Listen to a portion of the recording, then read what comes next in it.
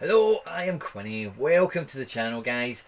We've got a special kind of little ad hoc Friday video. We had a really lovely announcement came out of SoRare today. We're going to spend the first half of the video going over that. Second half of the video, I'm going to dive back into my teams before the game week deadline, and I might make some alterations. Hope you enjoy the video, guys. I'm sure this is going to be a lot of fun. Such a great announcement. Party time. Let's get stuck into it.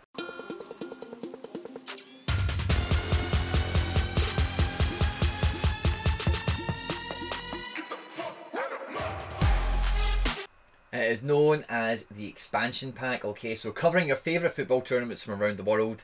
Now, the last time we had one of these little announcements, it was like a little raft of divisions that they announced. Oh, we're now covering Opta coverage for this league and that league, and it was like the Swiss league and the Colombian league and the SPL, the Scottish league, and it was just as I joined, I thought, oh, fantastic. You know, so that was a lovely little announcement way back when. This has been the latest one since. We knew they were in negotiations with their data providers, I've always referred to them as, or Opta.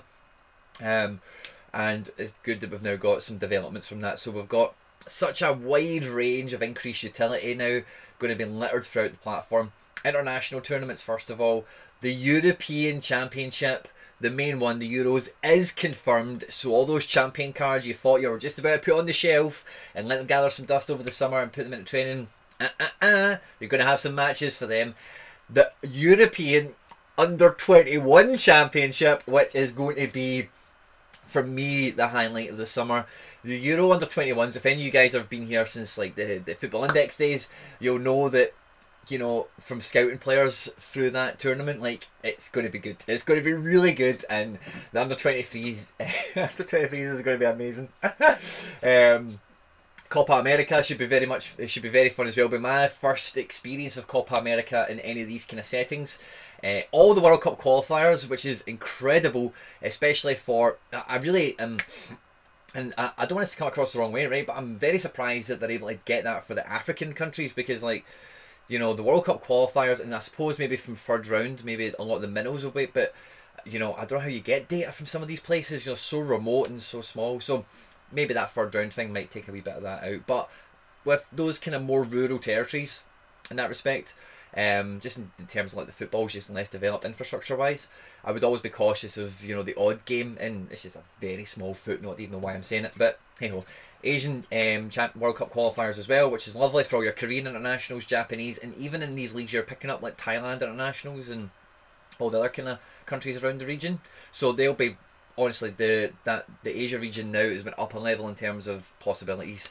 The AFC Champions League from the group stages adds to that as well. So guys like Pity Martinez, the boy, my Pity Martinez is at 9.5% XP. He's been in training every week since that move. And yeah, so I've got a powered up Pity Martinez. Mitrita, or Alexandru Mitrita, I should say, is still in Saudi Arabia. I don't really know his situation. There's his club in the Champions League and whatever. The Copa Libertadores. So as the company expands their licenses of, you know, Argentinian clubs, and hopefully we get some Brazilian clubs in the near future, you know, having the Copa Libertadores is going to be fantastic. Also, players transferring out of Europe, you know, like, but the first thing I thought of with Copa Libertadores and the current, like, roster we have on SoRare is those guys, and this will sound stupid at first, but please give me a chance to explain, like Roque Santa Cruz, right? So Roque Santa Cruz, if you remember the guy, I'm sure you do, he was still playing up until like just before pre-COVID anyway. It's like 42 or maybe even older, and he's still scoring like 15 goals a season in Paraguay, and you can probably imagine the level of football in Paraguay must not be that great. But that team then will qualify for the Copa Libertadores. So if you've got one of those aging South Americans and you're worried like, oh, he might end up in Paraguay or Colombia, even though Colombia has scored, I'm not too sure about Paraguay. But there, you know, there's a lot of dimensions that are now going to be opened up for a lot of cards that there's very few places in the world where they can end up, and you're writing them off utility wise until retirement. It's fantastic. And then the CONCACAF Champions League is, wow, amazing to get that as well from the quarterfinals onwards. Is that quarterfinals? No, but the round before the quarterfinals. So the last 8 onwards. And again, there's 5 MLS clubs in that this season, and the better MLS does, and we've got some Mexican teams on the platform, of course, and you know, I'm sure they're going to increase their coverage on Liga MX. But again, another great competition for a lot of cards to be playing in midweek fixtures. You know, we're going to get to a stage, and I'm not too sure how all the calendars really correlate and crash together at the moment. But you will have situations like, you know, World Cup qualifiers in UEFA are going on and MLS is going on. So even though your MLS card, maybe like a Robin Lod or something like that, even though they're not eligible because they're not playing for their club, they're still playing for their country, you know. So it's honestly, it's wow. There's no, you know, fixtures now, guys. Honestly, this is going to be like a full-time job in terms of tracking fixtures and, you know, who's playing where and how many minutes they're getting and what's that man, you know, what's the international manager think of this guy, and oh, it's going to be amazing. So what does it mean? If you've got players, you can play them. We know that. Fantastic, great job, guys. Great, honestly, I'm speechless. I'm overall speechless. Amazing. Didn't see it, didn't really expect any kind of announcement or anything today, so that was absolutely lovely. What's your thoughts and opinions on it, guys? Any cards that you've got that are now benefiting from it? I've seen some of them in private chats and stuff like that, and on maybe the Twitter sphere as well. Let me know in the comment section down below. My Pity Martinez, I'm buzzing about. And you know, who have you got, or who have you maybe grabbed as soon as the announcement came out? You thought, I was eyeing that guy up anyway because he was cheap and I would take a punt on him. You know, have you managed to snap anyone up for a bargain at this stage? Now, I'm editing a few. I think I've already edited some of them a little bit. I'm just kind of double checking. So it came to my attention that Steve Clark probably won't play tomorrow. Keylor Navas, we discovered on the stream, is also probably injured and won't play. I suspect that probably will happen. But I put my common Paul Lopez in Champion Euro, and I'm quite happy to keep the common goalkeeper in Champion Euro to see how well, you know, a common goalkeeper is better than a known DNP goalkeeper. Whereas with the All-Star D4, like, I'm quite confident these four guys can go and get me 250. Johnny Russell is the one I'm kind of on the fence with, and Carlos Vela, because apparently he's not been training since the last match. So are they keeping him in cotton wool for the Seattle game, or, you know, are they just putting him in cotton wool because he's Carlos Vela and we all want to see him playing football? So it's hard to put Vela in a team because I've given no gauge on where he's at. I thought he would have started. I thought brilliant. That freak sub must then mean he will play the next game and he will do well. It might all just be a tactical kind of ruse. You never know. But I'm not going to take the chance. Whereas Johnny Russell came off the bench last week. They're at home. It's a big match and he's a big player for them. Pretty sure he's captain. So I'd expect him to come in. Now I've now got Pity Martinez eligible, which is where the problem comes in, because Pity Martinez, I know from, you know, because all the players in my gallery, I favourite them on SofaScore, and I get notifications even for Pity Martinez when he gets goals and assists, and he's been a machine out in Saudi Arabia. Like I said, I've got him on a 9.5x multiplier. I might actually just check real quickly that he is fit and available.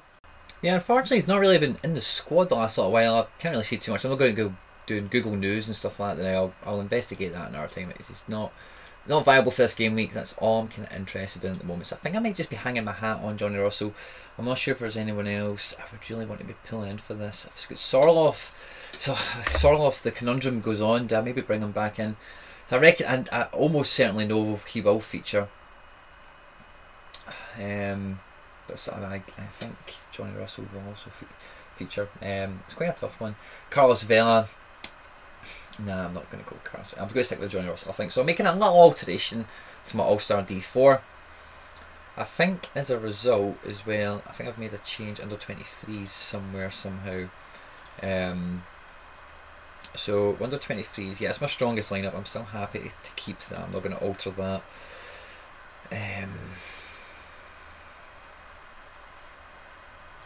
I restructured my America D3 and I've upgraded the Miami boys because I've got a good feeling they might do well. It's a combination of a score. And because I had to move Blake into my D4 and I didn't want to have Morgan and Higuain against Blake in the same team. That would just be too much of a head fuck, to be honest with you. So I dropped the goalkeeper, so I had to take him out of All-Star D4 to replace Steve Clark. But again, I didn't want to have Higuain and Morgan shooting into him. So I've dropped down Bassett and Chicharito, and because I moved the Johnny Russell over, because I can't remember why that was exactly, but I moved the Johnny Russell over for some reason, and I've put Mason Toy in here. I haven't watched the extended highlights. Nashville did look a wee bit quaky at the back. I am tempted to put the Vela in here because that could just be game buster if he was. Actually, as I'm saying that, I think I'm going to do it. I'm just going to put the Vela in here in case, yeah, and I'm just going to go on that. if Vela hits along with the rest of that team, that could be very good. That doesn't have a conflict anywhere, does it? No, I don't like to see conflicts. But yeah, I think that's going to be the team I go for an All-Star D4. Oh, I dropped Eric Williamson from somewhere because I seen that he'd been kind of struggling in the last match, and it was like, oh, good news for this game week. And I thought, you know, somebody in that situation, I'm not that excited about thrown into. I had them in D3 originally, wasn't too excited about that anymore. Pozuelo is not really anywhere near back yet, but yeah, I think that's going to be the America D4 team that I run with. Just going to go on Vela turning up, Bassett actually doing some football. That would be nice. And that's a really solid team potentially. Podium dangerous, totally, you know. And I think that's all the changes I've made with the game week, and it was just done in light of recent events, you know, since the stream. Hope you have a great game week, guys. Like I said in the stream, if you didn't catch it, the next game week should be an absolute WrestleMania Royal Rumble level event. You know, should be all the leagues should be up and running. You know, so we've had a week off here and there with like Belgian and the Dutch, and MLS is just back, and the K-League and all the rest of it. Like, subscribe, share, retweet, all that good stuff, guys. I better pop on the screen now some more videos I've made. Hopefully you like them as well. Stay out of trouble, and I'll catch you on the next one. Take care. Bye-bye.